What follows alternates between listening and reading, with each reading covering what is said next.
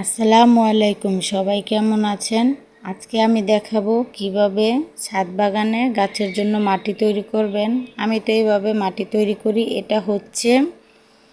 একটা হচ্ছে ইটের গুঁড়া আর একটা হচ্ছে চাপাতি দোকানে যে ব্যবহার করে ওইগুলা যে ফেলে দেয়, ওইগুলা আমি নিয়ে এসে শুকাইয়া রাখি, ওইগুলা দিয়ে আমি গাছি করি। আর এটা হচ্ছে গোবর আর মাটি একসাথে মিক্স করে দেখা যায় আমি একটা বস্তাতে রেখে দেই। তারপর অনেক দিন হলে দেখা যায় এটা একটা সারের মতো তৈরি হয়। আর এটা হচ্ছে শুধু মাটি। এই মাটিটা আমার হাজব্যান্ড নদীর পাড় থেকে নিয়ে এসেছে। অনেক কষ্ট করে, মাটির বোঝা অনেক ভারী, গাছ কিন্তু এমনি হয় না, অনেক কষ্ট করতে হয়। তোমাদের ভাইয়া অনেক কষ্ট করে মাটি এনে দেয়, আমার আম্মাও কষ্ট করে মাটি এনে দেয়। এরপর হচ্ছে আমি আর আম্মা মিলে মিক্স করতেছি। মিক্স করে তারপর হচ্ছে বস্তায় গাছ লাগাই, বালতিতে লাগাই, তারপর ড্রামে লাগাই, সব কিছুতে যখন যেইটা পাই ওইটাতেই লাগাই। আমার আম্মা আবার বলে দিচ্ছে, আমি আবার ভিডিও করতেছি। এগুলাতে গাছ লাগাইলে হয় কি, গাছগুলো অনেক শক্তি পায়, পুষ্টি পায়। মানুষের শরীরে যেমন পুষ্টির প্রয়োজন আছে, গাছেরও তো এরকম প্রয়োজন আছে পুষ্টির। পুষ্টি না থাকলে তো আর গাছ বাড়বে না।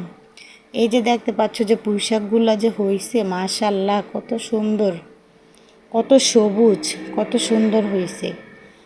তোমরা যদি আমার ছাদ বাগানের ভিডিও বেশি বেশি দেখতে চাও তাহলে অবশ্যই আমাকে কমেন্ট করে জানাবে তোমাদের কীরকম ভিডিও পছন্দ, তোমরা দেখতে চাও, তোমরা জানাবে আমাকে। দেখো গাছগুলা, দেখছো গোড়ার মাটিগুলা কেমন ঝরঝরা আছে। যদি একটা মাটিগুলা শক্ত হয়ে লেগে থাকে ওই গাছের জোর শক্তি কম পাবে।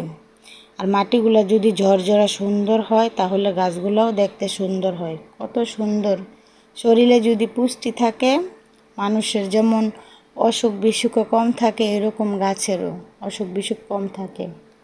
তোমরা সবাই শুধু মাটি দিয়েও করতে পারো।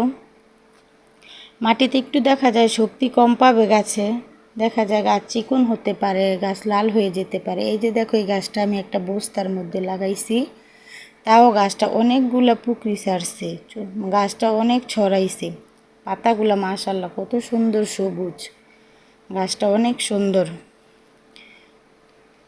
এইভাবে তোমরা লাগাতে পারো। আমার ভিডিওটি যদি তোমাদের ভালো লেগে থাকে অবশ্যই লাইক কমেন্ট শেয়ার করবে, আর হচ্ছে আমার চ্যানেলটি সাবস্ক্রাইব করবে। আল্লাহ হাফেজ। তোমাদের কীরকম ভিডিও ভালো লাগে অবশ্যই কিন্তু কমেন্টসে জানাবে।